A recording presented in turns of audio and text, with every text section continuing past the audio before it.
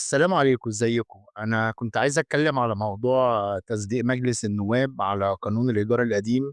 كان رأيي إن التعديلات دي لو اتطبقت بالشكل اللي مكتوب في الورق واللي تم نشره في الصحف هيحصل زلزال اجتماعي كبير جدا جدا جدا. عندنا هنبص بصة إن على القانون بيقول إن الشقق السكنية هتتساب بعد 7 سنين، والمحلات والمكاتب بعد 5 سنين، والإيجار هيتضاعف 10 مرات فورا وقت تصديق القانون. يعني وقت أول ما القانون يتصدّى عليه والرئيس السيسي يقول لك أوكي، الإيجار هيتضاعف 10 مرات عن القيمة الحالية، وكل سنة هيزيد بنسبة 15%. وبعد لمّا تخلص ال7 سنين كده خلاص العلاقة التعاقدية بين المالك والمستأجر هتنتهي، هيبقى في بينهم عقد مدني جديد بأسعار السوق وقتها بقى. شوف بقى بعد 7 سنين الإيجار هيبقى بكام، ولو اتفق المالك والمستأجر، وده أصلًا لو المالك عايز يأجّر، اتفق المالك والمستأجر، المستأجر هيأجّر بالإيجار اللي يحدّده المالك، ده أصلًا لو المالك عايز إيه، يخلّيه يكمّل كده. القانون في ظاهره خطوة لإصلاح وضع خاطئ. كُلّنا أنا يعني 100% شايف موضوع قانون الإيجار القديم وضع خاطئ، وضع خاطئ تمامًا. بس الحقيقة إن ورا الأرقام وتفاصيل القانون والإجراءات و7 سنين و15% و10 ضِعف والجو ده، هتلاقوا في ناس يا دوب عايشة مستورة. الناس دي عايشة مستورة، إن الأرقام دي والقانون ده هيمِس ناس يا دوب أصلًا دلوقتي عايشة مستورة. في ناس بتاخد معاش 1500 جنيه وبيأجّروا 10، 20 جنيه والوضع مستقر، وهُم عايشين يا دوبك بيصرفوا ال1500 جنيه على إيه، أكلهم وشربهم. ما عندهمش أصلًا أي فكرة إن هُم يدفعوا في مكان يسكنوا فيه. ده غير طبعًا الأرامل والمطلقات اللي ما لهمش دخل ثابت، واللي راميين عيالهم في شقة إيجار قديم وما بيصرفوش عليهم، وناس عايشة مستورة بقى لها عشرات السنين عايشين يا دوبك إيه مستورين، يا دوبك إيه دخلهم بيأكلهم وبيشربهم. موضوع إن هُم يدفعوا المبالغ اللي هي اللي القانون بيقول عليها دي دلوقتي دي هتبقى بالنسبة لهم drop كبير في حياتهم وكارثة كبيرة هتأثّر عليهم. يعني ممكن نسمّي الفئة دي فئة استقرّت عند حد الستر. الناس دي مش طبقة اجتماعية، لأ الناس دي مستقرة عند حد الستر، هم فقرا وكل حاجة بس مستقرين عند حد الستر. في منهم اللي دخّل عيالهم على مدارس قد حالهم حكومية في المناطق اللي جنبهم ومستقرين بقى لهم سنين. الناس دي كلّها بقى لو القانون ده اتنفّذ بالشكل الحالي، الناس دي هتتشرّد، هتنهار. والمصيبة بس مش في تشريد الأسر دي، المصيبة إن ده كمان هيفتح باب إن العشوائيات عندنا هتزيد. ما الناس دي لمّا تيجي تسيب بيوتها بعد 7 سنين مش هتروح تسكن في compound. هم ما عندهمش أصلًا دخل لإيجار بسيط يدفعوه. الناس دي هتدوّر على أرخص مكان يا دوبك يقدروا يعيشوا فيه، وهيكون المكان ده في العشوائيات، مش هيبقى قدّامهم غير كده مقابل إمكانياتهم. وطبعًا كلّنا عارفين إن العشوائيات دي فيها تعليم منهار، جريمة، مخدرات. العشوائيات دي يا جماعة مجتمع منهار تمامًا، وإحنا هنبتدي ندخّل للمجتمع ده طبقة اجتماعية جديدة. ده مش خطر على المستأجر، يعني الموضوع يعني لمّا نيجي نتعمق في النتيجة، وبعد ما تتطبّق على 7 سنين، هنلاقي إن ده خطر بيواجه المجتمع مش بيواجه المستأجر بس. خطر على الأمن، خطر على الصحة، خطر على التطوّر الدولة اللي بتحاول تواجه العشوائيات دلوقتي. العشوائيات بتزيد. ده غير إن هيحصل تفكُّك أسري كامل بسبب فقدان منزل الأسرة. البيت اللي جمّعهم هيتحوّل لعبء، ولحظة الطرد دي هتكسر العيلة كلّها. يا جماعة إحنا ما تبصّوش للمستقبل ده شخص، ده عيلة. أنا كنت كتبت بوست على فيسبوك، كنت قُلت فيه هاقوله عليكم هاقراه لكم كده. كنت كتبت إنه بغض النظر عن رأيك في قانون الإيجار القديم، سواء موافق أو رافض، سواء أنت مالك أو مستأجر، نبُص بقى للواقع اللي هيحصل. القانون هيصيب السلام الاجتماعي في مقتل لفئة بالملايين. الفئة دي محافظة على السلم العام باستقرارها.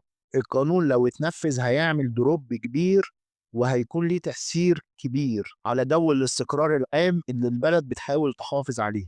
طبقات اجتماعية تتهاوى وتسقط، سواء من الأسعار أو من ضعف جودة الخدمات. هييجي تنفيذ قانون الإيجار القديم هينهي على طبقة اجتماعية متشعلقة يا دوب في الستر. لازم حلول وتسهيلات استثنائية للمستأجرين، بس على حساب الدولة مش على حساب المالك.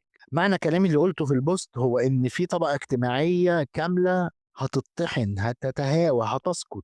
مش بس بسبب القانون، بسبب إن في عوامل كتير ضاغطة على المواطن، الأسعار، الخدمات مش كويسة، والضغط النفسي والمعنوي اللي كلنا عايشينه في مصر، مهما كان طبقتك الاجتماعية في مصر، مهما كان أنت مستقر، برضه أنت عايش، أنت بتعاني في ضغط، كلنا مضغوطين. وأسوأ حاجة بقى في الموضوع ده إن ده هيهدد السلم العام اللي البلد بتحاول تحافظ عليه، هيحصل غضب مجتمعي صامت هينفجر في أي لحظة.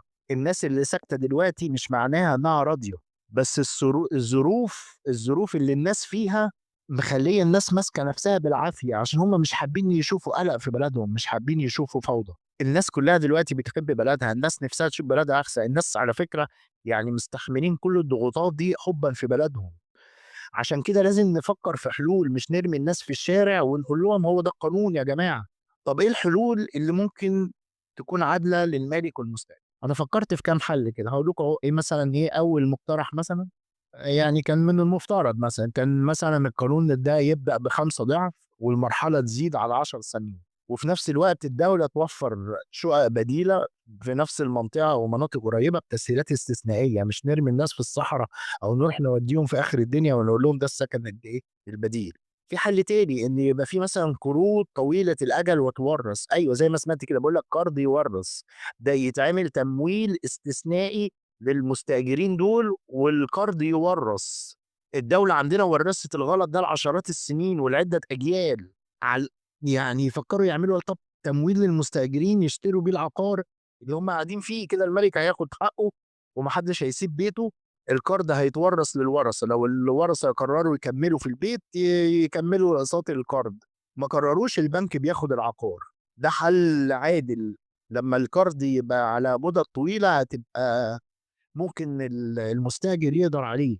وكمان لازم يتعمل مثلًا حاجة تانية، يتعمل صندوق دعم اجتماعي للناس اللي هي بقى اللي هتبقى على الصفر بقى، اللي هم الإيه، الناس اللي معاشات والمطلقات الجو دي، الناس دي لازم هتحتاج تدخُّل من هتحتاج دعم اجتماعي كبير، كبير جدًا يعني. هو أنا عمومًا في الفكرة، عشان بس ما حدش يفهمني غلط، أنا مش ضد المالك، بالعكس أنا كنت اتكلمت قبل كده في reel عملته، واتكلمت على حقوق الملاك، وإن إزاي في ملاك كتير مظلومين ومش قادرين يستفيدوا بأملاكهم، حتى مش قادرين يستفيدوا بأملاكهم لدرجة إن هي تعيّشهم يا دوبك، يعني هم ما بيستفيدوش من أملاكهم تمامًا. الريل ده هتلاقوه على صفحتي بعنوان، هتلاقوه قانون الإيجار القديم، تمام. يعني أنا شايف المالك طبعًا لازم ياخد، وأنا لو تلاقوني أنا كل كلامي على المستأجر، وأنا ما اتكلمتش في أي نقطة من النقط إن أنا أحمّل المالك شيء، يعني أنا وجهة نظري إن اللي هيشيل العبء الدولة مش المالك. نيجي نبُص في فئة خاصة من العقارات اللي هتتأثّر بالقانون ده، عقارات وسط البلد. بُصّوا أنا مش ضد التطوير عمومًا، وأدعم التطوير جدًا، جدًا، جدًا. أنا موافق جدًا، جدًا، جدًا على مشروع وسط البلد السياحي، وأدعمه جدًا، جدًا، جدًا.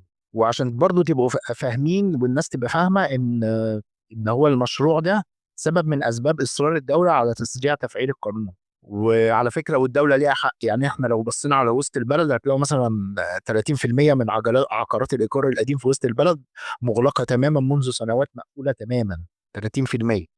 والتطوير جميل جدًا، جدًا، جدًا، بس أنا برضه مع الإنسانية، مع القانون العادل، مش مع القانون القاسي.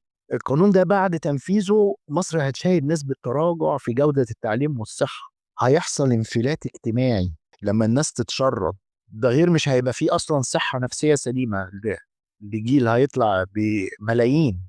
معلش طوّلت عليكم، أنا آخر كلام عندي عايز أقول إن القانون ده هينهي على طبقة اجتماعية متشعلقة يا دوب في الستر، وأنا مش بابالغ، متشعلقين بالستر حرفيًا، ولازم الدولة تحمي الاستقرار الاجتماعي للناس دي، وتعدّي الأزمة دي بعقل وعدالة وإنسانية. شكرًا ليكم على وقتكم، ويا ريت صوتي يكون وصل لكم، ويوصل لحد عاقل قبل ما فئة كاملة بالملايين تنهار تمامًا. مش عايزين نبُص للمستأجر إن هو ده مجرد شخص، إحنا بنتكلم بنقول المستأجر، أكن المستأجر ده شخص واحد اللي هيتأثّر. اضربوا عدد وحدات الإيجار القديم دي في 7، ده عدد الأشخاص اللي هتتأثّر بالقانون، دي عيلة، أسرة. كنت معاكم محمد عبد الحي، باشكركم على وقتكم واستماعكم، ويا ريت تكون وجهة نظري وصلت. السلام عليكم.